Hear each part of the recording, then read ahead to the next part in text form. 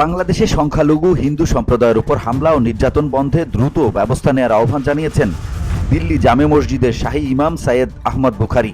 এক চিঠিতে ভারত ও বাংলাদেশের ঘনিষ্ঠ সম্পর্কের কথা তুলে ধরে তিনি বাংলাদেশের অন্তর্বর্তী সরকারের প্রতি এ আহ্বান জানান। সম্প্রতি ভারতীয় সংবাদ সংস্থা ANI এর এক প্রতিবেদনে এ খবর জানানো হয়েছে। সাইয়েদ আহমদ বুখারী বলেন, বাংলাদেশ প্রতিষ্ঠার পর থেকেই আমাদের জাতীয় নেতৃত্ব, গণমাধ্যম, নাগরিক সমাজ এবং প্রভাবশালী মহল শেখ মুজিবুর রহমান, তার কন্যা শেখ হাসিনা ওয়াজেদ এবং তাদের দল আওয়ামী লীগের সঙ্গে ঘনিষ্ঠ সম্পর্ক বজায় রেখেছে। কূটনীতি, আঞ্চলিক বিষয়ে, আন্তর্জাতিক সম্পর্ক এবং মুসলিম বিশ্বের নানা ইস্যুতে বাংলাদেশ সবসময় আমাদের পাশে থেকেছে। শেখ হাসিনার ভারত সফরের পর বাংলাদেশের অভ্যন্তরীণ অস্থিরতায় উদ্বেগ প্রকাশ করে তিনি বলেন, এই অস্থিরতার শিকার হয়েছেন আওয়ামী লীগের মুসলিম ও অমুসলিম উভয় সমর্থকরা।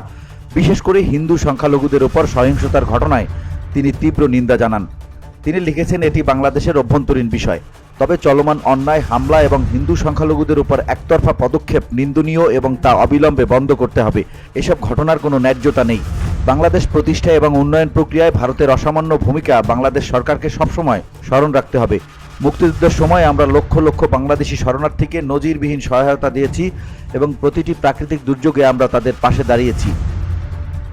BOD Bangla news desk.